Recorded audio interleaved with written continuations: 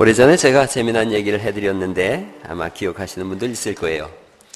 어떤 남자가 하나님께 기도했어요. 하나님, 저 예쁜 여자하고 결혼하게 해주시면 절대로 바람 피지 않겠습니다. 만약 바람을 피우면 저를 죽이셔도 좋습니다.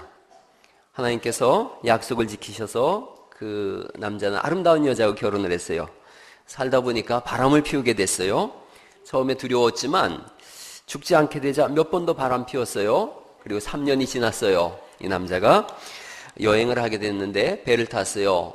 배가 풍랑에 막 흔들리는 거예요. 그때 깜짝 놀랐어요. 하나님이 나 바람 피우면 죽이신다 그랬는데, 그 마음이 들다가 또 생각했어요. 설마 이 배에 100명이나 탔는데 나 하나 때문에 다 죽이겠어? 그때 하나님이 말씀하셨다는 거죠. 내가 너 같은 놈 모으느라고 3년 걸렸다. 여러분 약속 잘 지키시나요? 약속. 구약 성경 약속이에요. 약속. 올드 테스터먼트라 그래요. 신약 성경 뉴 테스터먼트 약속이라 그래요. 하나님은 약속의 하나님이신 줄 믿으시기 바랍니다. 하나님께서 아브라함과 약속을 하세요. 한번 보시죠. 15장 1절 말씀부터 우리가 읽은 말씀이에요. 15장 1절에는 아브라함아 두려워하지 말라 그러시고, 그랬더니 2절에 하나님 나 아들 없습니다. 자녀가 없습니다. 그랬더니 3절에 아브라함이 또 내 집에는 자녀가 없어서 상속자가 없어요. 그러자 4절에 그렇게 하나님 약속하세요. 4절 말씀 읽어보시죠. 시작. 여호와의 말씀이 그에게 임하여 이르시되 그 사람이 네 상속자가 아니라 네 몸에서 날 자가 네 상속자가 되리라 하시고, 5절 말씀 또 읽어보죠. 시작. 그를 이끌고 밖으로 나가 이르시되 하늘을 우러러 뭇 별을 셀 수 있나 보라. 또 그에게 이르시되 네 자손이 이와 같으리라 그러세요. 자녀를 많이 주겠다 그래요. 그랬더니 아브라함이 아멘해요. 아멘해요. 6절이 아브라함이 여호와를 믿으니, 그 믿으니라는 이 말씀이 아멘이라는 뜻이에요. 아브라함이 하나님의 약속에 아멘했어요. 이유가 있지요. 75살에 하나님이 아브라함을 부르셨어요. 그리고 아브라함이 175세에 죽어요. 그러니까 요때쯤 나이가 한 82세쯤 되니까 오늘날로 치면은 한 45세, 50세 가까이 된 거예요. 그러니까 자기가 생각해봐도 아직은 아기를 낳을 수 있을 것 같은 거예요. 그러니까 하나님이 아들 주겠다 그랬더니 아멘 했어요. 아멘 했어요. 약속을 믿었어요. 하나님 너무 기특하시죠? 그래서 15장 7절에 이제 또 더 큰 약속을 하세요. 15장 7절 말씀 읽어볼까요? 6절 7절을 읽어보죠. 6절 7절 시작. 아브라함이 여호와를 믿으니 여호와께서 이를 그의 의로 여기시고, 7절 또 그에게 이르시되 나는 이 땅을 내게 주어 소유를 삼게 하려고 너를 갈대아인의 우리에서 이끌어낸 여호와니라 그러세요. 땅도 주겠다 그러시는 거예요. 땅도 주겠다. 아들 주겠다 그랬더니 아멘 했어요. 하나님 너무 기분 좋으셨어요. 너 땅도 줄게. 근데 여기서 아브라함이 삐딱선을 타요. 그건 좀 못 믿겠는데요? 그러는 거예요. 뭘로 증거를 삼지요? 불신하기 시작합니다. 증거를 요구해요. 8절 말씀 읽어보시겠어요? 8절 시작. 그가 이르되 주 여호와여 내가 이 땅을 소유로 받을 것을 무엇으로 알리이까? 불신하는 거예요. 자녀 주겠다 그럴 때는 아직까지는 기대치가 있으니까 아멘 했는데 땅 주겠다? 이건 못 믿는 거예요. 지금 아브라함이 있는 땅이 가나안 땅 쪽 되어져요. 왕들이 다 차지하고 있는 거예요. 그 왕들은 더군다나 자기가 생각해 볼 때 무시무시한 사람들이에요. 자기 조카 롯을 구하기 위해서 이 가나안 땅의 연합군들 사이에서 조카 롯을 빼온 다음에 말도 못하게 무서웠어요. 아브라함이. 그게 14장에 있는 말씀이고, 그리고 15장 1절에 아브라함이 얼마나 무서워하는지 하나님이 말씀하시는 거예요. 15장 1절이 그래서 이렇게 되어진 거예요. 이후에, 즉 롯을 데리고 온 다음에 여호와의 말씀이 환상 중에 아브라함에게 임하여 이르시되 아브라함아, 그 다음 뭐라고 말씀하세요? 두려워하지 말라는 거예요. 막 벌벌 떨고 있는 거예요. 이 땅에 있는 왕들이 보통 무서운 왕들이 아닌데, 기껏 두려워하지 말라 그래서 안 두려워했더니 이 땅을 너에게 주겠다? 다시 그놈들과 전쟁 치르란 얘기예요. 못해요. 어려워요. 불신하지요. 더군다나 하나님의 이 약속이 처음이 아니에요. 13장에서 아브라함이 하나님의 약속을 듣고 한번 당한 적이 있는 거예요. 여러분, 제가 당했다라는 표현을 쓰고 있는데 13장 한번 보시겠어요? 13장 14절 말씀부터예요. 13장 14절 말씀부터. 오늘은 저랑 성경을 찾아가면서 이 성경 말씀이 얼마나 은혜가 있고 재미가 있는지를 제가 말씀드리려고 그래요. 13장 14절 말씀 한번 읽어보시겠어요? 시작. 롯이 아브라함을 떠난 후에 여호와께서 아브라함에게 이르시되 너는 눈을 들어 너 있는 곳에서 북쪽과 남쪽 그리고 동쪽과 서쪽을 바라보라. 막 쳐다봤더니 15절에 이렇게 말씀하는 거예요. 또 읽어보죠. 보이는 땅을 내가 너와 네 자손에게 주리니 영원히 이르리라. 와, 이러시는 거예요. 그리고 16절에 내가 네 자손이 땅에 티끌 같게 많게 하겠다 그러시고 자손을 셀 수 없이 많이 줄 거다. 그리고 17절에 또 땅에 관한 말씀하세요. 17절 말씀 또 읽어보죠. 시작. 너는 일어나 그 땅을 종과 행으로 두루 다녀보라. 내가 그것을 너에게 주리라. 그러시는 거예요. 이때는 아브라함이 믿었어요. 그래서 18절에 이에 아브라함이 장막을 옮겨 헤브론에 있는 마므레 상수리 스풀에 이르러 거주하며 거기서 여호와를 위하여 제단을 쌓았더라. 13장에서 하나님이 약속을 주셨을 때는 순진하게 믿은 거예요. 그래가지고 막 동서남북을 펄쩍펄쩍 이리 뛰고 저리 뛰고 하면서 이건 이제 다 내 거야, 다 내 거야. 아무도 여기 손대지 마. 그랬는데 지금까지 강간무소식인 거예요. 그 벌써 몇 년이 지났는데 땅은커녕 뭐 한 평도 안 주시는 거예요. 그래서 하나님 약속을 왜 안 지키시지? 하나님 공수표를 날리는 것 같은 거예요. 못 믿겠습니다. 그러는 거예요. 못 믿겠습니다. 그리고 15장이 오늘에 또 땅 주신다 그랬더니 이제 못 믿겠어요. 어떻게 주실 건데요? 그거 얘기하는 거예요. 그러자 하나님께서 이상한 방법을 말씀하세요. 15장 9절로 다시 넘어가 보시겠어요? 15장 9절. 9절 말씀 한번 읽어보시죠. 시작. 여호와께서 그에게 이르시되 나를 위하여 3년 된 암소와 3년 된 암염소와 3년 된 순양과 산비둘기와 집비둘기 새끼를 가져올지니라. 가져왔어요. 그랬더니 10절 또 읽어보죠. 시작. 아브라함이 그 모든 것을 가져다가 그 중간을 쪼개고 그 쪼갠 것을 마주 대하여 놓고 그 새는 쪼개지 아니하였으며. 여러분, 양과 염소 이걸 막 두 쪽을 내서 하나님하고 지금 약속을 맺는 일에 이 당시 중동 사람들이 맺는 약속이 그거예요. 짐승을 두 쪽으로 벌려놓는 거예요. 두 가지 의미가 있는데 하나는 이 약속을 어기면 이 짐승처럼 두 쪽이 나서 죽겠다는 거예요. 또 하나는 이렇게 쪼개진 두 사체 사이를 손을 잡고서 왔다 갔다 하면서 이 약속을 반드시 하나가 돼서 지키겠다는 의미가 있어요. 그러니까 하나님이 두 쪽을 다 쪼개놓으라 그러는 거예요. 그런데 아브라함은 그러거나 말거나 심드렁해져 있어요. 못 믿겠는 거예요. 하나님 자꾸 약속을 어기는 것 같거든요. 못 믿겠는 거예요. 그래서 15장 11절에 이렇게 돼 있어요. 솔개가 그 사체 위에 내릴 때에는 아브라함이 쫓았더라. 심드렁하니 쫓아요. 그리고 안 끝나죠. 12절 말씀에 보니까 해질 때에 아브라함에게 뭐가 임해요? 깊은 잠이 임해요. 잠자는 거예요. 이렇게 여기서 하나님이 계약서를 다시 읽어주세요. 깊은 잠이 임하고 큰 흑암과 두려움이 그에게 임하였더니 하나님께서 다시 아브라함에게 계약서를 다시 읽어주시죠. 계약을 맺는 거예요. 13절 또 읽어보시죠. 13절 시작. 여호와께서 아브라함에게 이르시되 너는 반드시 알라. 네 자손이 이방에서 객이 되어 그들을 섬기겠고 그들은 400년 동안 네 자손을 괴롭히리니.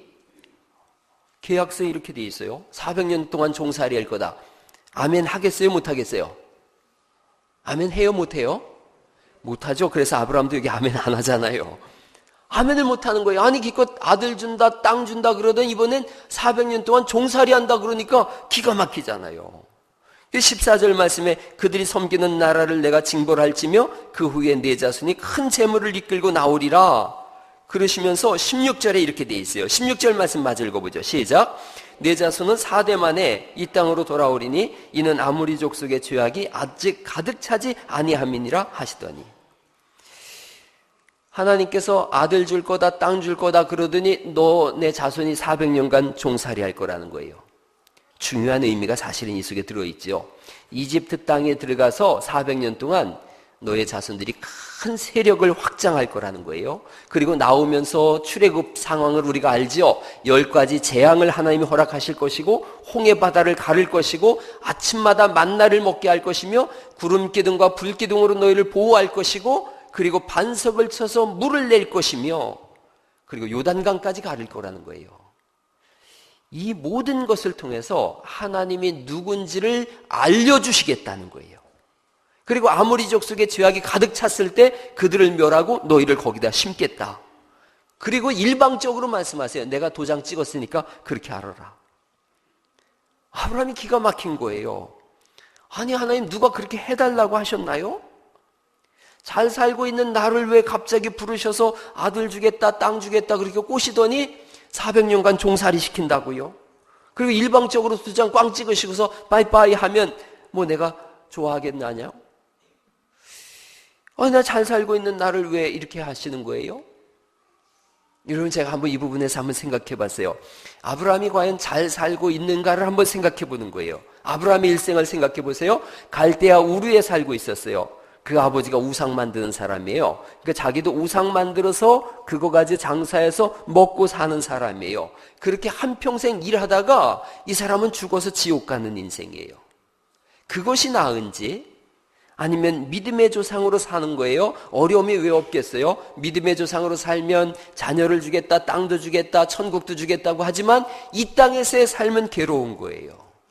400년간 종살이도 있고 광야길을 걸어가야 되고 정든 고향과 본토와 친척, 아비집 다 떠나야 되는 그런 어려움도 있는 거예요. 그 둘 중에 어떤 것 택할 것이냐 하는 거예요. 여러분은 어떠세요? 여러분 잘 살고 계신가요? 잘 살고 계세요? 죄악이 관영한 세상 속에서, 죄악이 가득한 세상 속에서 다람쥐 쳇바퀴 돌듯이 살아가는 거예요. 죄악이 가득한 참으로 저주를 받아서 아모리 족속처럼 멸망해서 무너질 것 같은 그런 세상 속에서 살아가는 거예요. 그것이 하나님 나라를 모를 땐 잘 살고 있는 것 같았어요. 그런데 하나님을 알았어요.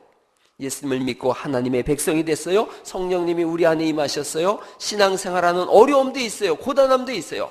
그런데 어떻게 살 거냐 이거예요. 세상에서 안일하게 살다 지옥 갈 거냐, 예수 믿고 좀 고단해도 하나님 나라 바라보면서 파란만장한 인생을 살 것이냐.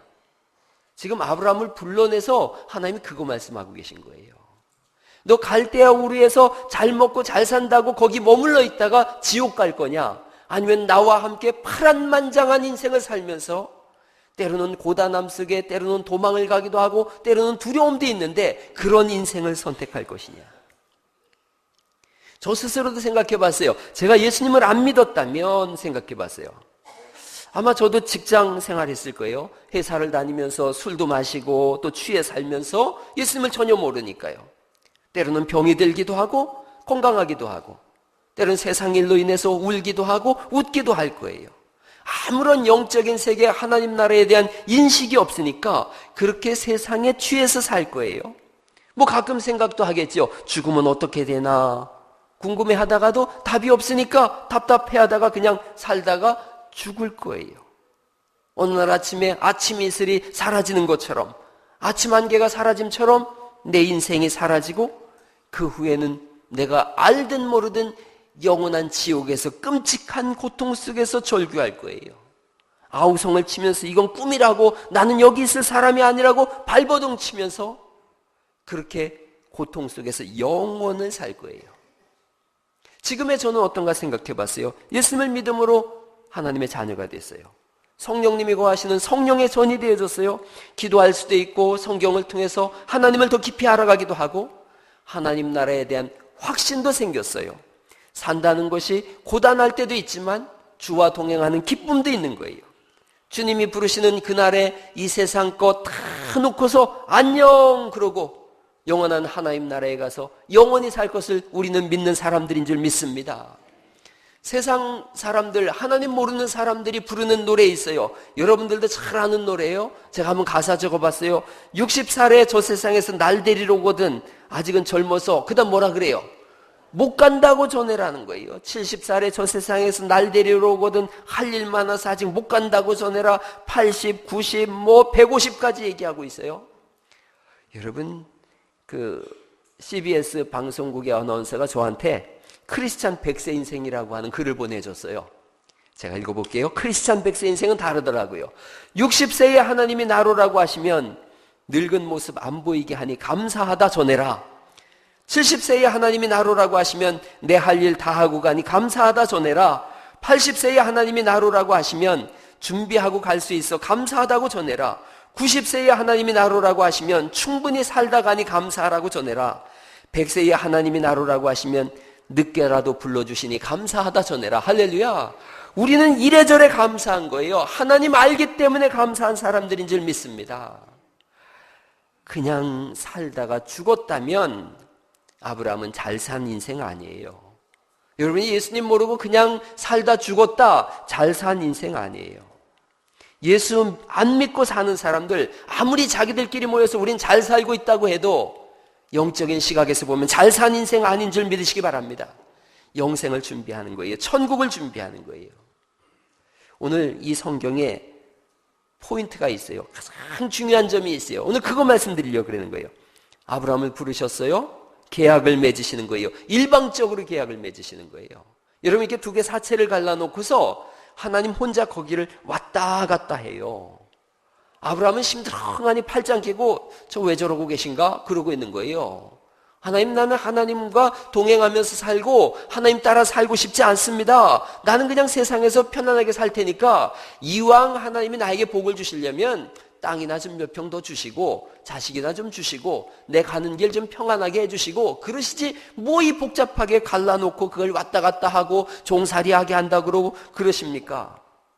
심지어는 관심 없다고 잠까지 자요. 우리 같으면 어떻게 하겠어요? 됐다 이 문디 자식아 관둬라 그러지 않겠어요. 그런데 하나님이 그렇게 안 하세요. 일방적으로 계약을 맺으세요. 그걸 편무계약이라 그래요.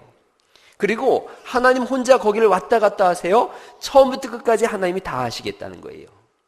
스스로 계약을 체결하시고 스스로 지키시겠다.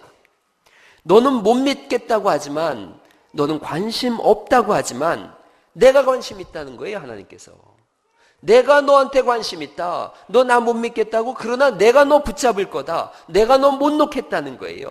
나 혼자 약속하고 나 혼자 성취하되 그 복은 온전히 너에게 가게 하겠다. 할렐루야. 그게 하나님의 약속이에요. 그게 이 아브람과 맺은 약속이에요. 야곱이 형과 아버지를 속이고 아버지의 복 이삭이 주는 축복을 받으려고 그래요. 근데 두렵잖아요. 무서워서 안 하려고 하니까 그 엄마가 와서 얘기하지 않습니까? 복은 네가 받으라. 저주는 다 누가 받겠다? 엄마인 내가 받겠다. 그게 엄마의 마음이에요. 그런데 하나님의 마음이 그래요. 못 믿겠다고? 걱정하지 마라. 내가 붙잡고 내가 그 일 이룰 거라는 거예요. 여러분 다시 보세요. 15장 18절 말씀을 다시 보시겠어요? 15장 18절 말씀 또 보시죠. 그날에 이 계약 맺은 날이에요. 15장 18절 말씀 같이 읽어보시죠. 시작. 그날에 여호와께서 아브람과 더불어 언약을 세워 이르시되 내가 이 땅을 애굽 강에서부터 그 큰 강 유브라데까지 내 자손에게 주노니 그렇게 말씀하세요. 그리고 21절에 또 읽어보죠. 시작. 여호와 마무리 족속과 가나안 족속과 기르가스 족속과 여부스 족속의 땅이니라 하셨더라. 가나안 땅 다 주겠다는 거예요. 아들 주겠다. 아멘 했어요. 그런데 땅 주겠다. 아멘 못해요. 그리고요. 조금 지나면 이 믿음의 조상이라고 하는 이분이 행한 행동을 보는 거예요. 아들 줄 테니까 믿음으로 기다려라. 그때가 82살쯤 됐거든요. 조금 기다렸어요. 하나님이 안 주시는 거예요. 자기는 자꾸 나이가 드는데. 그래서 이 사람이 한 방법이 뭐예요? 첩을 뒀어요. 첩을 뒀더니 이스마엘이 났어요. 그때가 나이가 86살이에요. 아브라함이 속으로 뭐라 그랬겠어요? 야, 하나님 기다렸다가 큰일 날 뻔했어. 하나님 기다렸다가 큰일 날 뻔했어. 그나마 사라가 지혜로우니까 첩을 얻어줘서 이스마엘이라도 낳지. 하나님 쪽에서는 어떻게 하셨을까요? 완전 열받으셨지요. 너 이럴 수가 있냐? 믿고 기다리라 그랬는데. 그래서 하나님이 그에게 뭐라고 말씀하시는지 아세요? 내가 얼마나 전능한 하나님인지 너한테 보여주겠다.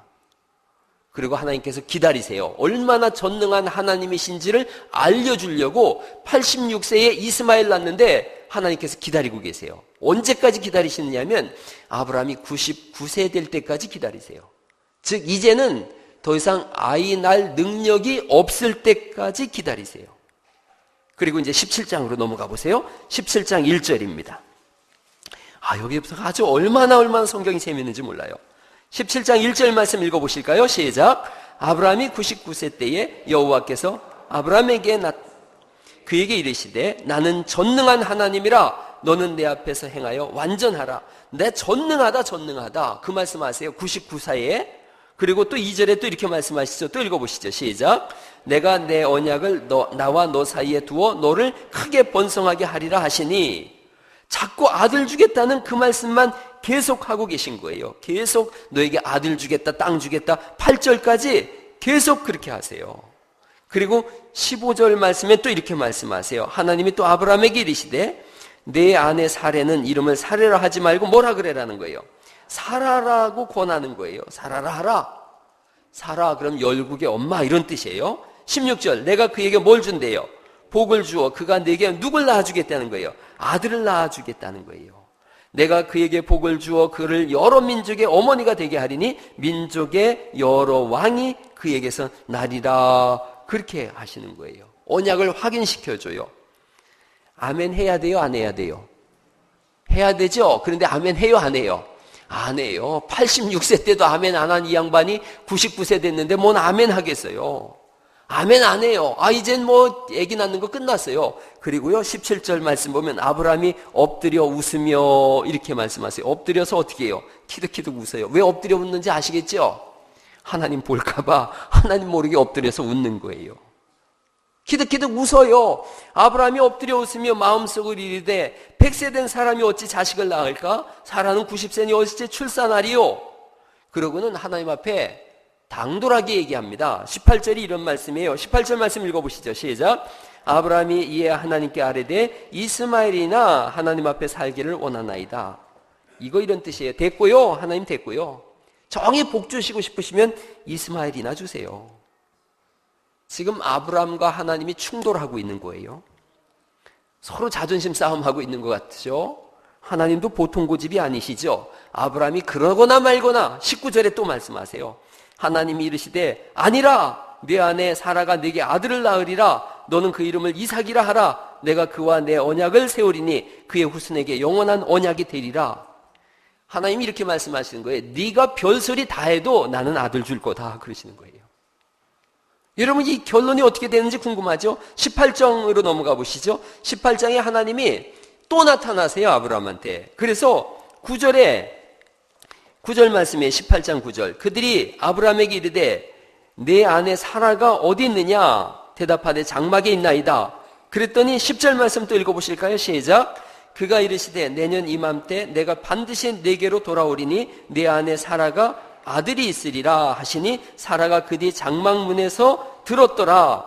그리고 사라가 또 생각하는 거예요. 11절에 아이고 나 생리가 다 끊어졌는데. 그래서 12절 말씀 읽어보실까요? 시작. 사라가 속으로 웃고 이르되 내가 노쇠하였고 내 주인도 늙었으니 내게 무슨 즐거움이 있으리요. 이번엔 누가 웃어요? 사라가 웃어요. 사라 속으로 뭐라 그랬는지 아시겠어요? 참 정말 징한 분이시네. 내 나이가 90인데 90. 하나님 화가 나셨을까요? 안 나셨을까요?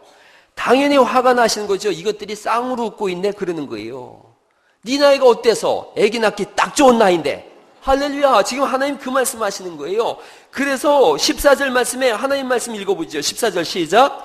여호와께 능하지 못한 일이 있겠느냐? 기한이 이를 때에 내가 네게로 돌아오리니 사라에게 아들이 있으리라 그러시는 거예요. 그리고서 하나님이 15절에 너 왜 웃었냐 그러는 거예요. 사라한테. 너 기분 나쁘게 왜 웃냐?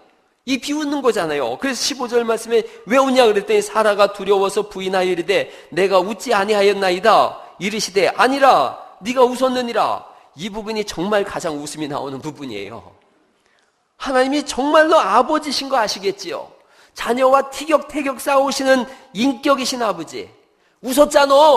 안 웃었어요. 너 시침에 뗄래? 너 웃었잖아. 안 웃었다니까요. 요것들 봐라. 애 나면 이름을 웃음이라고 줘버려라. 그래서 뭐라고 진 거예요? 이삭이라고 진 거예요. 하나님의 마음이 여기 들어있는 거예요. 끝까지 나는 포기 못하겠다는 거예요. 아들 낳으면 이삭이라고 줘라. 그리고 21장으로 넘어가 보세요. 21장. 결론이죠. 21장. 21장 1절이에요. 21장 1절 말씀 읽어보실까요? 시작. 여호와께서 말씀하신 대로 사라를 돌보셨고 여호와께서 말씀하신 대로 사라에게 행하셨으므로 2절 시작. 사라가 임신하고 하나님이 말씀하신 시기가 되어 노년에 아브라함에게 아들을 낳으니 3절. 아브라함이 그에게 태어난 아들 곧 사라가 자기에게 낳은 아들을 이름하여 이삭이라 하였고 할렐루야. 그렇게 하시는 거예요. 여러분, 그게 복음이에요. 한 가지만 오늘 잘 기억하시면 돼요. 하나님은 약속하시고 천하 없어도 그 약속을 지키시는 분인 줄 믿으시기 바랍니다. 약속하고 성취하시는 하나님이세요. 인간이 도망가요. 나 못 믿겠어요. 아유, 내가 벌써 100살 됐어요. 내가 어떻게 애를 낳아요? 내가 불가능해요. 내 능력으로는 안 돼요. 우리는 맨날 그런 얘기해요. 그런데 하나님은 내가 붙잡고 있는데, 내가 책임지고 있는데, 내가 너를 붙들고 있는데, 내 은혜가 너를 덮고 있는데, 할렐루야. 그게 하나님의 은혜예요. 은혜로 모든 것을 덮고 이루어 가시겠다는 거예요. 그 은혜 안에서 우리가 쓰러지는 거예요. 여러분, 우리가 아브라함을 여태껏 믿음의 조상이라고 생각했어요. 그래서 믿음의 조상인데도 엄청 형편없구나, 그런 뜻이 아니에요. 오늘날 우리에게 이렇게 말씀하시는 거예요. 믿음의 조상이라고 하는 아브라함도 저 정도 일진데 나는 어떨까, 이거 생각하는 거예요. 아브라함보다 훨씬 더 우리는 내 멋대로 행동하고 불신하고 판단하고 그렇게 살아요. 선악과가 뭐예요? 선과 악의 기준이 하나님이 되시겠다는 게 선악과예요. 그런데 그거 우리가 따먹었어요. 이제 선과 악의 기준이 내가 되겠다는 거예요. 그래서 하나님 없이도 나는 살 수 있고, 하나님 없이도 천국 갈 수 있고, 하나님 없이도 행복할 수 있다. 그게 선악과를 따먹은 사람의 인생이에요. 아니에요. 선악과는 하나님의 인내예요. 하나님이 다스린다라고 하는 표준이에요. 우리는 하나님의 도우심이 없이는 살 수 없는 사람들인 줄 믿으시기 바랍니다. 하나님 없이는 희망 없는 사람이에요. 선악과를 먹고서 우리가 도망갔어요. 창피하다고 도망갔는데 하나님이 제일 먼저 찾아오셔서 하신 일이 뭐예요? 가죽 옷을 지으셔서 부끄러움을 가려준 일인 거예요. 은혜로 덮은 거예요. 100살에 어떻게 아들 낳겠습니까? 그런데 하나님은 약속을 반드시 이루신다라는 것을 보장하시기 위해서 86세에도 안 나타나셨어요. 안 믿으니까 계속해서 모든 소망이 다 끊어졌을 때 나타나셔서 내가 바로 너의 소망이라고 말씀하시는 줄 믿으시기 바랍니다. 우리에게 그거 말씀하시는 거예요. 우리의 소망과 기대와 우리의 한계점 그 끝에 섰을 때 나는 이제 소용없어요. 나는 가망 없어요. 나는 끝났어요. 그럴 때에 하나님께서 말씀하시는 거예요. 아니다. 너의 끝은 나의 시작이다. 할렐루야. 그게 신앙이에요. 내가 너를 붙잡고 있는데 무슨 소리냐?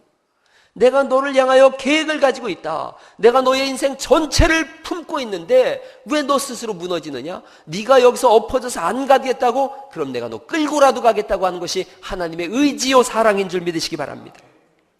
가장 위대한 약속이 뭐예요? 하나님이 세상을 이처럼 사랑하사 독생자를 주셨으니 이는 저를 믿는 자마다 멸망치 않고 영생을 주신다고 하신 것이 가장 위대한 하나님의 약속인 줄 믿습니다. 그 약속 이루겠다는 거예요.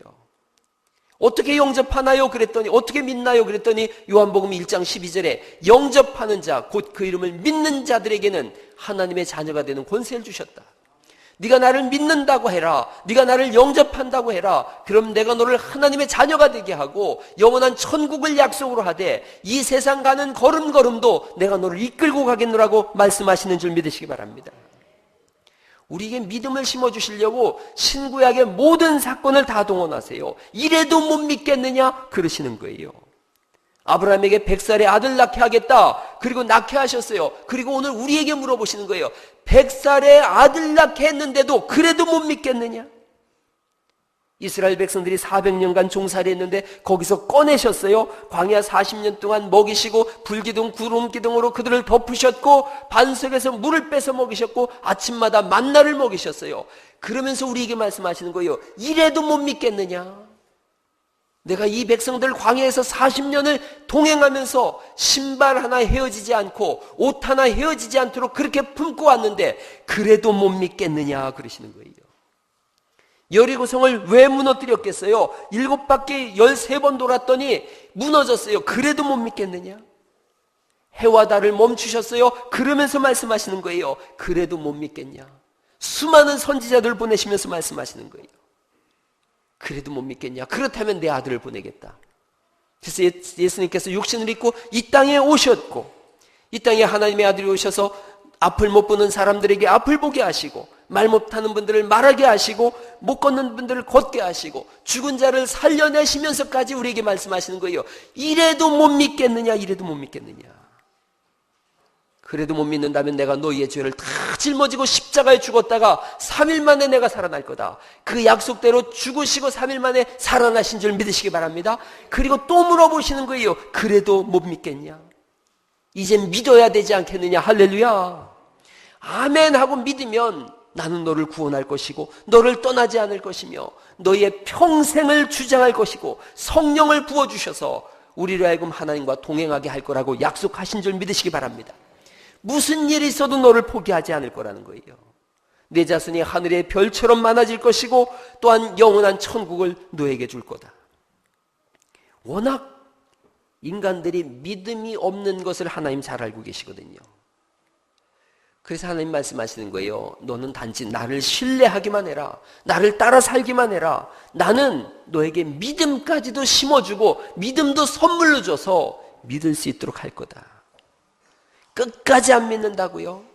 그래도 난 너를 포기하지 않을 거라는 거예요.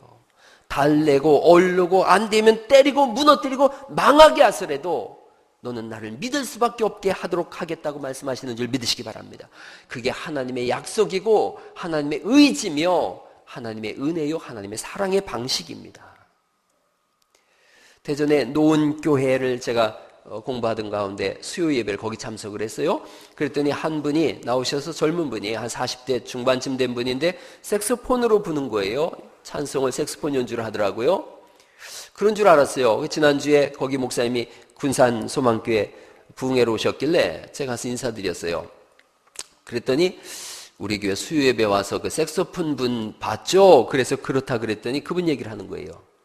이분이 굉장히 뛰어난 분이더라고요. 중국에 아주 유명한 대학에 가서 한의학을 공부하고 왔어요.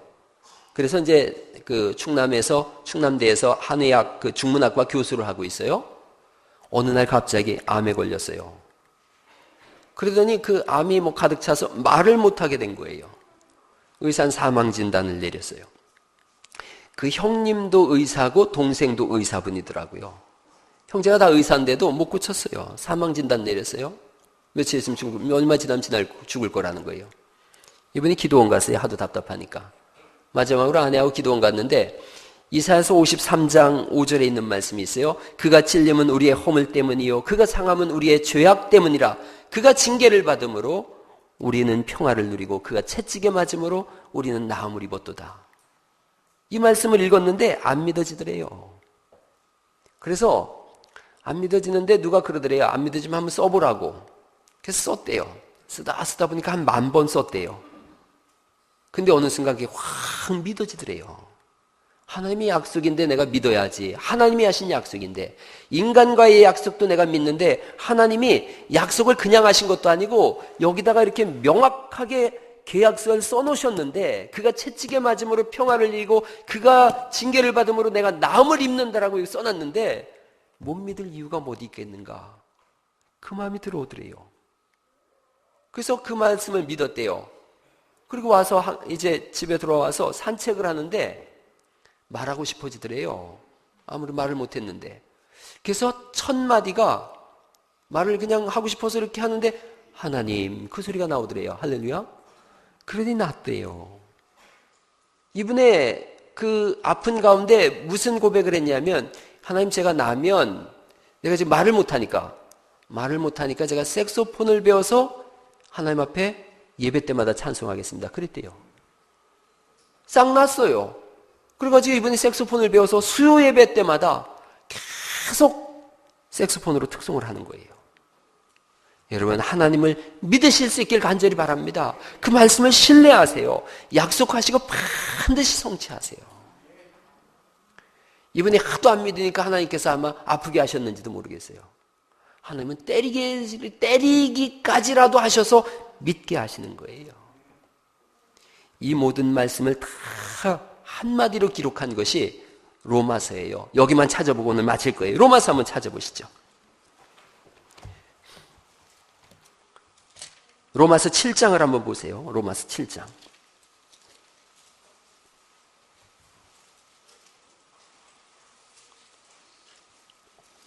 로마서 7장 18절 말씀이에요. 이 로마서를 읽는다 그러면 우리 교회 중고등부 아이들이 제일 좋아할 것 같아요. 지난번 수련회 때 로마서를 엄청 열심히 읽었어요, 아이들이. 로마서 7장 18절 말씀 같이 읽어보시죠. 시작. 내 속 곧 내 육신에 선한 것이 거하지 아니하는 줄을 아노니 원함은 내게 있으나 선을 행하는 것은 없노라. 그게 우리 모습이에요. 19절 말씀 시작. 내가 원하는 바 선은 행하지 아니하고 도리어 원하지 아니하는 바 악을 행하는도다. 그런 거죠, 우리가. 그래서 20절에 만일 내가 원하지 아니하는 그것을 하면 이를 행하는 자는 내가 아니요 내 속에 거하는 뭐라는 거예요? 죄라는 거예요. 그래서 내가 한 법을 깨달았어요. 선을 행하기 원하는 나에게 악이 함께하고 있는 거예요. 22절 속사람으로는 하나님의 법을 즐거워하는데 그런데 23절에 내 지체 속에 한 다른 법이 내 마음의 법과 싸워서 내 지체 속에 있는 죄의 법으로 나를 사로잡는 것을 보는도다.